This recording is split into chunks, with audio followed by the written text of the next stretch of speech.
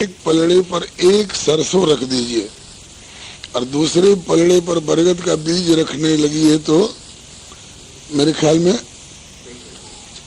6-8 से कम तो नहीं चढ़े, 6-7 बीज चढ़ जाएंगे।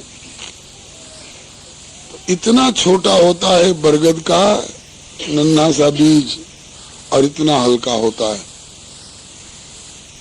लेकिन वही बीज जब, एक बात और लगे हाथ बता दूं, ये भी समझने की बात है।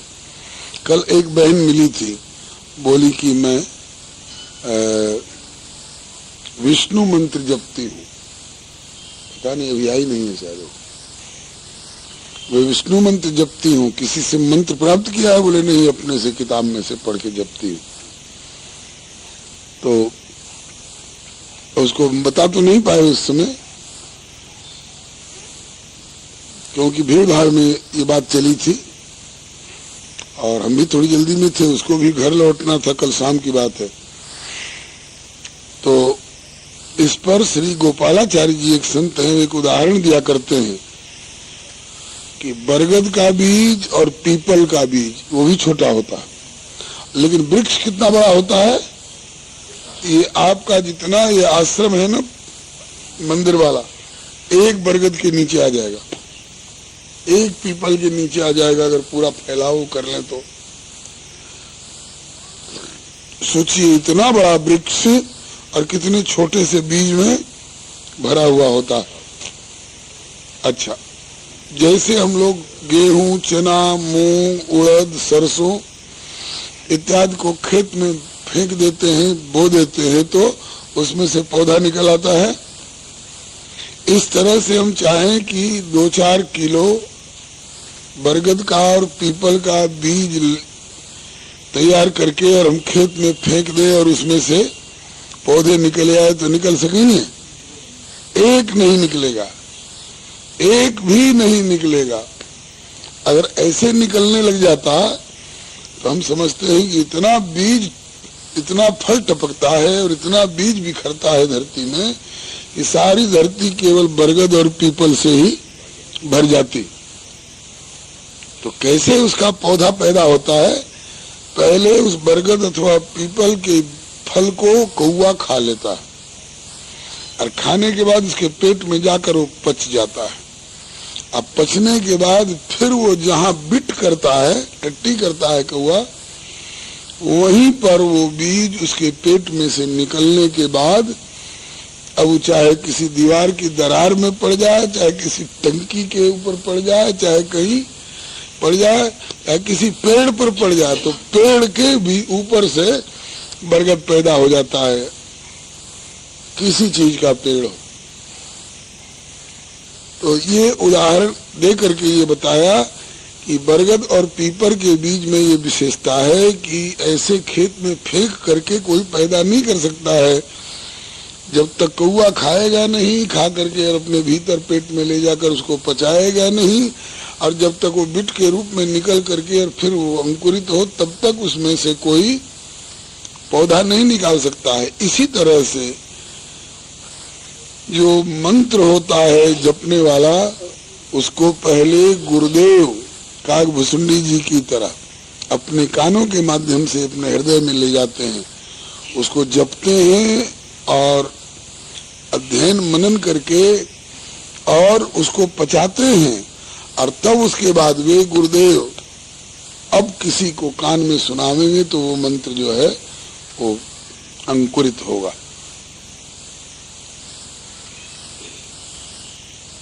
वहाँ कौवा बरगद के बीज को खा के पचा करके और तब उर्वर बनाता है, और मंत्र को गुरुदेव कोई संत पहले अपने भीतर उसको जप करके अध्ययन मनन करके उसको उर्वर बनाते हैं, ताकि अब हम किसी को प्रदान करें तो उसमें से भीतर से अंकुर उत्पन्न हो। ये बात समझ में आ गई ना? अपने आप किताब में से पढ़ करके कोई मंत्र जपने लग जाए अथवा नाम जप तो फलीभूत होगा, लेकिन मंत्र जो है जब तक गुरुदेव से प्राप्त नहीं करें तब तक मंत्र जपने का विधान भी नहीं, अगर कोई करे भी तो वो फलीभूत नहीं होगा। इसलिए गुरुदेव से ही मंत्र लेने का विधान है। अब आगे वाली बात बताऊं। एक गुरुजी किसी बरगद वृक्ष के अगल बगल में बैठे पेशाब करने के लिए। जहां पर पेशाब करने के लिए बैठे, संयोग से वहां बरगद के पेड़ का एक फल टूट करके, पक करके, टपक करके, फट करके और सूख गया था, और उसके छोटे छोटे बीज वहां बिखरे हुए थे। और गुरुजी जब पेशाब करने लगे तो उनके पेशाब की धार जो चली, उससे वो बरगद वाले बीज जो थे वो बहने लगे। कोई बहकर इधर जा रहा है, कोई बह के उधर जा रहा है। तो गुरुजी का ध्यान इस बात पर गया। उन्हें मालूम था कि इस छोटे से बीज में इतना बड़ा वृक्ष भरा हुआ होता है। यही आगे चल करके वृक्ष बन सकता था, लेकिन जब तक इसने धरती में अपनी जड़ नहीं जमाई है, जब तक ये पौधा नहीं बना है, तब तक इस बेचारे की क्या दुर्दशा है कि एक हल्की सी जल की धार, एक हल्की सी पेशाब की धार इसको इधर उधर बहाती और भटकाती जा रही है। इसी तरह से ये जीवात्मा जो हम लोग हैं ना, हमें अनंत शक्ति है, अनंत फैलाव की गुंजाइश है, लेकिन जब तक धरती में जड़ नहीं जम गई है, तब तक ये माया की हल्की धार से ही 84 लाख योनियों में ये भटकता फिरता है। और वही जब धरती में जड़ जम जाती है, वृक्ष हो जाता है, तो एक हल्की सी पेशाब की धार की कौन कहे, मूसलधार वर्षा होती रहे, चाहे ओले पड़ते रहें, चाहे उसमें हाथी और घोड़े और ऊंट बांध दिए जाए और झूमते रहे, उस वृक्ष का कुछ भी नहीं बिगाड़ सकते हैं। इसी तरह से जीव में अनंत शक्ति है, लेकिन इस अनंत शक्ति होने पर भी यह इतना सूक्ष्म है, बरगद के बीज से भी सूक्ष्म है ये जीवात्मा। कल अंतर्यामी की व्याख्या करते समय बताया गया था ना, बात ध्यान में आ गई है ना। इतना सूक्ष्म जीव, लेकिन इसमें शक्ति अनंत है। लेकिन अनंत शक्ति होते हुए भी यह सूक्ष्म जीवात्मा जब तक भगवान की भक्ति रूपी धरती में आश्रय नहीं पा जाता है, तब तक इसको काम की धार, क्रोध की धार, लोभ की धार, मोह की धार, ये हल्की हल्की धार इसको जहां तहां 84 लाख जोनियों में भटकाती फिरती है। यही बात सोच करके कि हजारों हाथियों को आश्रय देने की क्षमता रखने वाला ये बरगद का वृक्ष है, लेकिन जब तक अभी धरती में जड़ नहीं जमी है, तब तक ये बेचारा पेशाब की हल्की धार से बहता जा रहा है। तब गुरु जी को इस बात पर हंसी आ गई। बिना आश्रय के जीव इधर उधर भटकता है। आकर 4 लक्ष 84 जोन भ्रमते अजीब अविनाशी, फिरत सदा माया कर प्रेरा, काल कर्म स्वभाव गुण घेरा। इस बात पर गुरु जी को हंसी आ गई, और इतनी हंसी आई कि हंसी रुक नहीं रही थी। पेशाब करके गुरु जी उठे और उनका चेला बगल में खड़ा जल लेकर के कि गुरु जी आवे पेशाब करके, तो उनको हाथ धुलाएंगे, कुल्ला कराएंगे, पांव धुलाएंगे। महात्मा लोग, विचारवान लोग टट्टी पेशाब के बाद हाथ धोते हैं, पांव धोते हैं, कुल्ला करते हैं, पवित्रता की दृष्टि से, क्योंकि हमें भगवान की सेवा में रहना है। तो शिष्य जल लेकर के खड़ा था। गुरु जी को पेशाब करते समय हंसते हुए जो देखा, तो शिष्य को भी हंसी आ गई। गुरु जी ने आकर के देखा कि ये भी हंस रहा है, तो पूछ बैठे क्यों हंस रहे हो। अब कारण तो मालूम नहीं था, क्या बताएगा बेचारा, क्यों हंस रहे हो। कहा कि गुरु जी कारण तो हमको कुछ नहीं मालूम है, लेकिन लघु शंका करते समय आपको हंसते जो देखा तो मुझे भी हंसी आ गई। कहा कि गुरु जी जो जो करेंगे उसकी नकल तो करेगा। गुरुजी क्यों हंस रहे थे बता? बोले गुरुजी हम तो असमर्थ जीव हैं, हमको नहीं पता। बोले तुमको हंसना नहीं चाहिए, और हंसा तो या तो कारण बता कि हम क्यों हंसे। गुरुजी किस कारण से हंसे, या तो कारण बता, नहीं तो मेरे सामने से चला जा, तो मैं तेरा चेहरा नहीं देखना चाहता हूं। और तब तक मेरे सामने ना आना जब तक कि इस हंसने का कारण न पता लगा लो। बहुत दुखी हुआ बेचारा, चल दिया। हाँ, अब तो गुरुदेव नाराज हो गए, अब तो मेरा जीना बेकार है, तो क्या करेंगे, प्राण त्यागेंगे, आत्महत्या का दोष होगा, भूत प्रेत बनेंगे। ऐसा कभी नहीं करना चाहिए। लेकिन गुरुजी ने कहा है कि जब कारण पता लग जाए तब मेरे सामने आ सकते हो। तो चूंकि गुरुजी के मुख से ये बात निकली है, इसलिए आज नहीं तो कभी न कभी हंसने का कारण जरूर पता लगेगा, और फिर गुरुजी के सामने जाने का भी अवसर मिल सकता है। अब बेचारा जहां तहां भटकता, उदास, दुखी। संजोग की बात, अब कितने दिन के बाद, 2 महीना के बाद कि 6 महीना के बाद कि साल भर के बाद, यहाँ वहां भटकता हुआ बेचारा कबीरदास जी के सामने पहुंच गया। ये उन दिनों की बात है जब श्री कबीर जी इस धरती पर विराजमान थे। श्री कबीरदास जी ने देखा कि वैष्णव है, कंठी है, तिलक है, लेकिन एकदम उदास है, दुखी है। इनने प्रणाम किया कबीर जी को। कबीर जी ने राम श्याम कहते हुए और कारण पूछ दिया, बेटा वैष्णव मालूम होते हो? हाँ गुरुदेव, वैष्णव। बड़े उदास हो, इतने उदास दुखी क्यों? कहा कि गुरुजी क्या बताएं, हमारे गुरुदेव ने हमारा बहिष्कार कर दिया है, निकाल दिया है। क्या कह करके? तो पूरी घटना बताई कि वो लोग शंका कर रहे थे। मैं जल लेकर खड़ा था उनको आचमन कुल्ला कराने के लिए। गुरुजी हंसने लगे अचानक। मुझे हंसने का कारण मालूम था नहीं। गुरुजी को हंसते देखकर मुझे भी हंसी आ गई। गुरुजी ने पूछ दिया, क्यों हंस रहे हो? मैंने कहा कि आपको हंसते देख करके हंसी आ गई। तो उन्होंने कहा कि ये बढ़िया कारण नहीं है हंसने का, या तो मैं क्यों हंसा इसका कारण बता, नहीं तो मेरे सामने से चला जा। और जब तक हंसने का कारण तुमको पता न चले तब तक मेरे सामने मत आना। तो कबीर जी मुस्कुरा गए, हंस गए और अपने मन का स्विच उस मीटर पर ले गए। ये तो सिद्ध लोग हैं ना, जहाँ गुरुजी लघु शंका कर रहे थे तो उनको भी दिखाई पड़ गया कि लघु शंका की धार से बरगद का बीज बहा जा रहा था। तो गुरुजी यह सोच करके हंसे थे कि देखो इसमें इतनी क्षमता है इस छोटे से बीज में, लेकिन जब तक इसने धरती में अपनी जड़ नहीं जमाई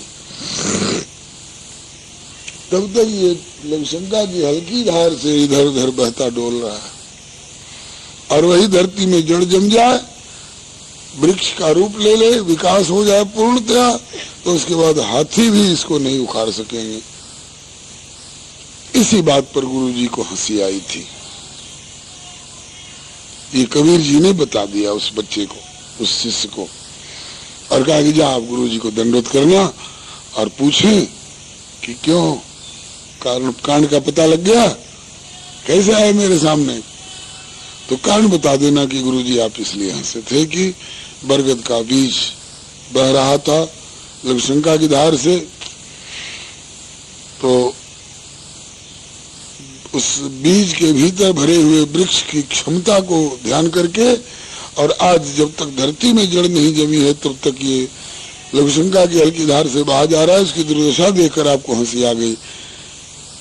इसी तरह से जीवात्मा जब तक भगवान की भक्ति रूपी अथवा भगवान के चरणार विंद रूपी धरातल पर, धरती पर इसकी जड़ नहीं जम जाती है, आश्रय नहीं मिल जाता है, तब तक ये संसार में जहाँ तहाँ काम क्रोध मद मोह लोभ इत्यादि की हल्की धार से बहता फिरता है, भटकता फिरता है। ये कारण जब कबीर जी ने इस प्रकार से उनको समझाया, तब वो बेचारे वहां से चल करके और गुरु जी के यहाँ पहुंचे। गुरु जी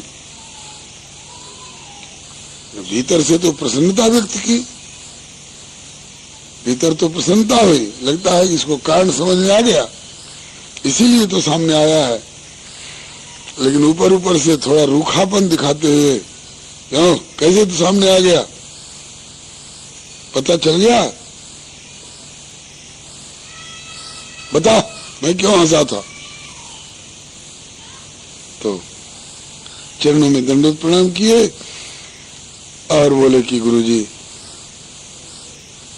जहां आप लोग शंका कर रहे थे वहां बरगद का बीज सूखा, कई बीज पड़े थे, आपके लोग शंका की धार से वो बहने लगे।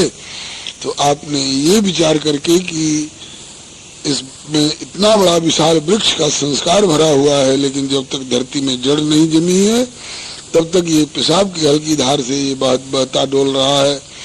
ऐसे ही ये जीव जब तक प्रभु के साथ संबंध प्राप्त करके और अपनी जड़ को मजबूत नहीं कर लेता है, पूर्ण विकास को प्राप्त नहीं हो जाता है, तब तक ये हल्की माया की धार से जहाँ तहाँ भटकता डोलता है। गुरुजी हंस गए और बोले कि तुम्हें कबीर दास जी मिल गए मालूम होता है, और उठा करके हृदय से लगा लिया। कहा कि बेटा मैंने तुमको फटकार करके निकाल दिया था, इससे बुरा मत मानना, मैंने इसीलिए भेजा था कि ऐसे सिद्ध महापुरुष के संपर्क में तू जा और उनकी कृपा का भाजन बने। गुरु जी जो करते हैं शिष्य के हक में, उनके कल्याण के लिए करते हैं।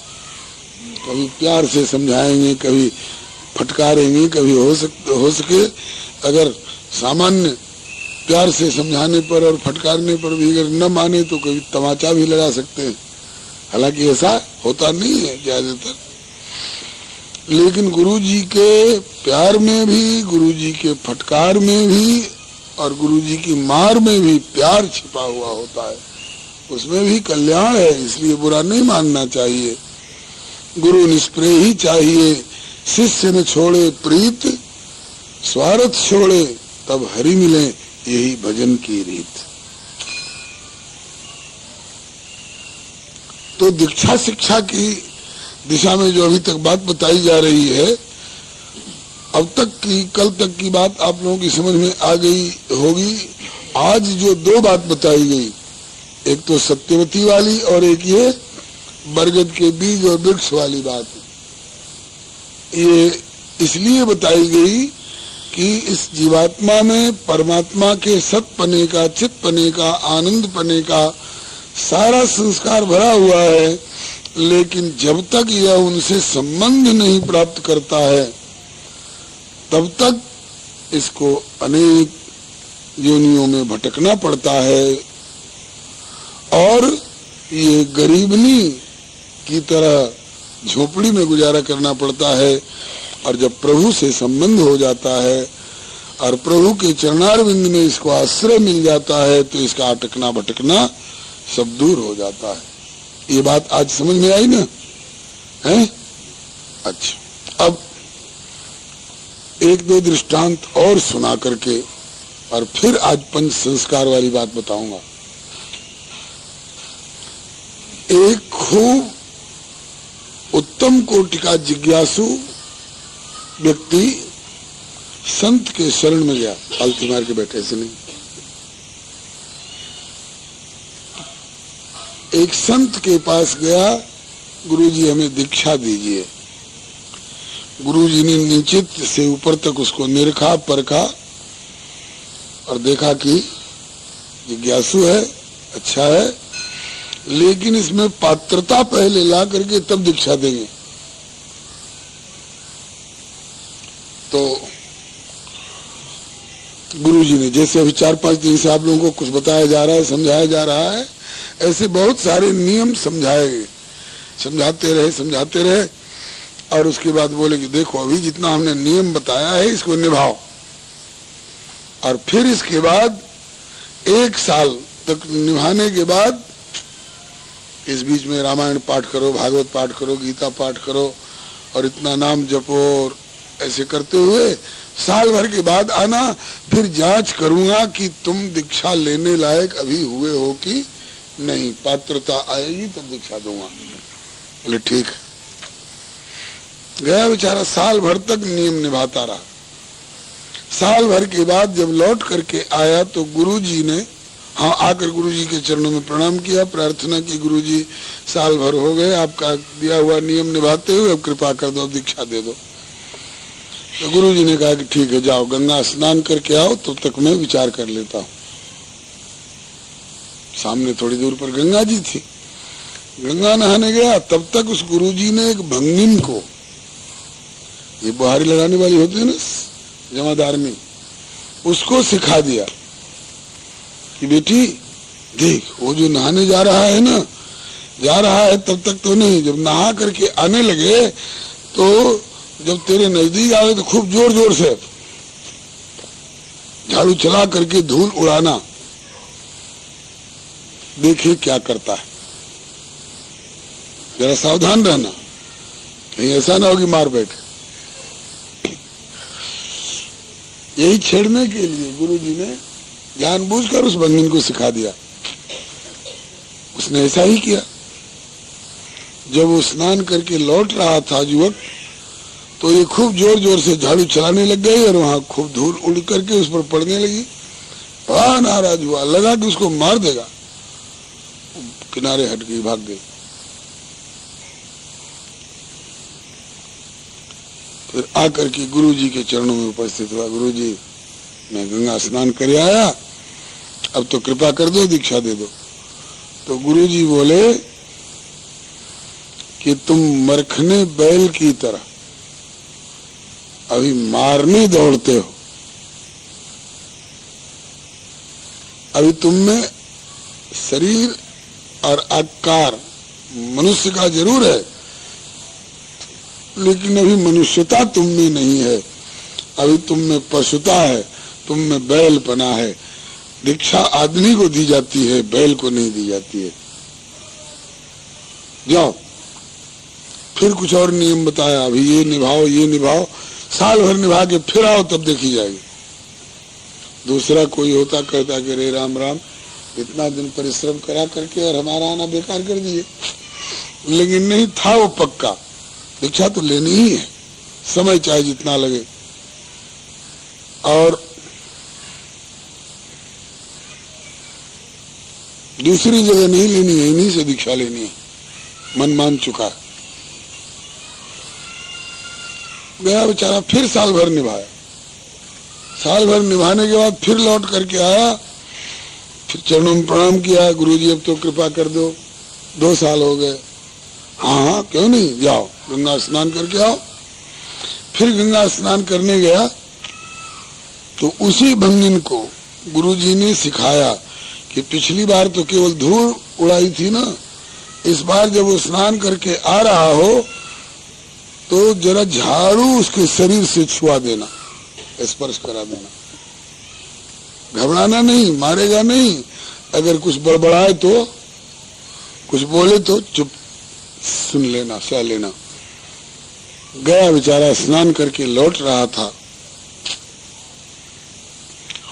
गुरु जी के सिखाए हुए अनुसार उस भंगिन ने जब वो 2 कदम आगे बढ़िया तो पीछे से जा करके उसको झाड़ू का स्पर्श करा दिया।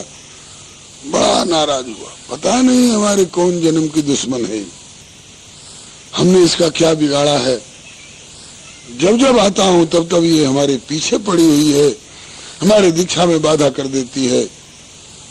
जो जो मन में आए सो बोला, वो बेचारी किनारे हो गई। फिर अब चूंकि झाड़ू का स्पर्श हो गया था इसलिए गया, दोबारा स्नान करके आया। भंगिन ने झाड़ू से छू दिया इसलिए दोबारा स्नान करने गया। अब स्नान करके आया, फिर गुरुजी के चरणों में, गुरुजी 2 साल हो गए निभाते, अब तो कृपा कर दो। तो गुरुजी बोले कि बेटा मरखने बैल की तरह मारने तो नहीं दौड़ते हो, लेकिन कुत्ते की तरह भौं भौं अभी बहुत करते हो।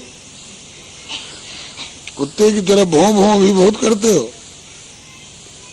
तुमने अभी कुत्ता पना है। दीक्षा मनुष्य को दी जाती है, कुत्ते को दीक्षा नहीं दी जाती है। जाओ अभी साल भर और निभाओ। फिर कुछ और कड़ा कड़ा नियम बता दिया था, वो भी पक्का गया और फिर साल भर निभाया। साल भर निभा करके आया, फिर गुरुजी से कहा, गुरुजी अब तो कृपा कर दो। बोले हाँ जाओ गंगा स्नान करके आओ। गंगा स्नान करने गया। इस बार गुरुजी ने उसी भंगिन को सिखाया कि पहली बार धूल उड़ाई थी, दूसरी बार केवल झाड़ू का स्पर्श कराया था, और इस बार केवल झाड़ू का स्पर्श ही नहीं, बेटी जब वो आगे बढ़े ना तो तेरी टोकरी में जितना कूड़ा कचरा हो सब उसके ऊपर से एकदम डाल देना, घबराना नहीं। वो कुछ मारपीट गाली गलौज वाली बात नहीं करेगा। आज्ञाकारिणी थी। फिर वो जब स्नान करके लौट रहा था तो इसने पीछे से, गुरुजी ने समझा दिया था कि देखना उसमें कोई टट्टी पट्टी ऐसी गंदी चीज न हो, अरे धूल हो, पत्ती हो, कागज हो, यही सब बुहारन। तो उसने ऊपर से उसके पीछे से आकर के पूरी टोकरी उसके ऊपर उड़ेल दी। इस बार वो नाराज नहीं हुआ, बल्कि उसके चरणों में पड़ गया और बोला कि माँ मेरे अब तक के अपराधों को क्षमा करना। मैं तुम्हें समझ नहीं पाया था। मैं तो समझता था कि तुम केवल बाहर की सफाई करने वाली हो, लेकिन आज मुझे समझ में आ गया कि तुम बाहर की ही नहीं, भीतर में जो गंदगी क्रोध इत्यादि की जो भरी हुई है, इस भीतर की भी सफाई करने वाली तुम हो। तुमने मेरा बड़ा उपकार किया। अब तक जो मैं कुछ मारने को अथवा कुछ गाली गलौज कुवाक्य तुमको कहते, मेरे उस अपराध को क्षमा करो माँ। आंख में आंसू भर करके इस तरह से प्रार्थना करने लगाओ। और फिर गंगा जी की ओर जाने लगा कि अब तो कचरा पड़ गया है, स्नान करके ही तो गुरु जी के पास जाऊंगा दीक्षा करने, दीक्षा लेने के लिए। जब जाने लगा तो गुरु जी ने श्रीहरि ने, उस भंगिन ने गंगा जी की तरफ नहीं जाने दिया, रास्ता रोक लिया। नहीं भैया अब उधर मत जाओ, अब इधर चलो। उधर क्यों जा रहे हो? बोले स्नान करके दोबारा लौटूंगा। कहा कि इधर चलो गुरु जी की ओर। कहा कि सब पड़ गया है, तो जब तक स्नान नहीं कर लूंगा तब तक कैसे जाऊंगा गुरु जी के यहाँ? तो कहा कि देखो, तो गुरु जी बड़ी आतुरतापूर्वक, जल्दी आ जा बेटे, दीक्षा की मुहूर्त बीती जा रही है, जल्दी आ जा। गुरु जी आज्ञा दे रहे हैं, इसलिए गुरु जी की ओर जाना पड़ा। फिर इस भंगिन ने बताया कि भैया मुझे क्षमा करना, मैं भी नहीं गुरु जी की शिष्य हूं, और मैंने अपने आप न धूल उड़ाई थी, न अपने आप झाड़ू छुआए थे, न अपने आप मैंने कूड़ा उड़ेला था। गुरु जी ने मुझे आज्ञा की थी तो मैंने गुरु जी की आज्ञा का पालन किया था। आज मैं समझ चुका हूं। फिर जाके गुरु जी के चरणों में जो उपस्थित हुआ, दंडवत किया, तो उसी धूल कचड़े में सने हुए उस बालक को गुरु जी ने उठाकर हृदय से लगा लिया। कहा बेटा तुझमें पात्रता आ गई है, तुम में मानवता आ गई है, तेरे हृदय से ये क्रोध वाली वृत्ति दूर हो चुकी है, अब तुम में सहनशीलता आ गई है, तुम में मानवता आ गई है। इसके बाद जो आवश्यक बातें थी, जो अभी कई दिन से आप लोगों को समझाई जा रही हैं, ये सारी बातें समझा करके और गुरु जी ने दीक्षा दे दी। एक दृष्टांत ये है। एक और दृष्टांत बताऊं। श्री निम्बार्क संप्रदाय के एक आचार्य हुए हैं, श्री भट्ट देवाचार्य जी। बड़े उद्भट आचार्य अवतारी पुरुष थे। उनसे शिष्य होने के लिए एक सज्जन आए, गुरुजी दीक्षा चाहता हूं।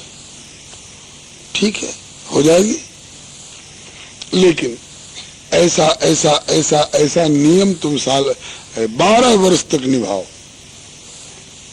पहले वाले गुरुजी ने तो 12 महीना कहा था ना, 1 साल तक, और इन्होंने कहा कि 12 वर्ष तक ये सब नियम निभाओ और गिरिराज गोवर्धन की परिक्रमा लगाते रहो, इतना नाम जपो और परिक्रमा लगाओ, और ये सारे नियम बता दिए। ठीक, निष्ठा उनकी पक्की थी, गए और 12 वर्ष तक नियम निभाते रहे। 12 वर्ष के बाद आकर के गुरुजी के चरणों में उपस्थित हुए तो गुरुजी से आग्रह किए, गुरुजी कृपा करो, 12 वर्ष पूरे हो गए।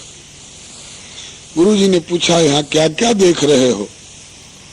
बोले, गुरुजी आपकी पोथी देख रहा हूँ, आपका कमंडल देख रहा हूँ, आपकी माला देख रहा हूँ, ये जंगला देख रहा हूँ, और ये कटोरा देख रहा हूँ, और ये सब। इतने ही पर गुरुजी ने कहा कि अच्छा जाओ, 12 वर्ष और निभाओ। रे राम राम, कितना धीरज था। 12 वर्ष और नियम निभाओ, 12 वर्ष तो गोवर्धन की परिक्रमा लगाओ, नाम जपो और इस प्रकार के नियम निभाओ। गए बेचारे, फिर 12 वर्ष निभा करके लौटे।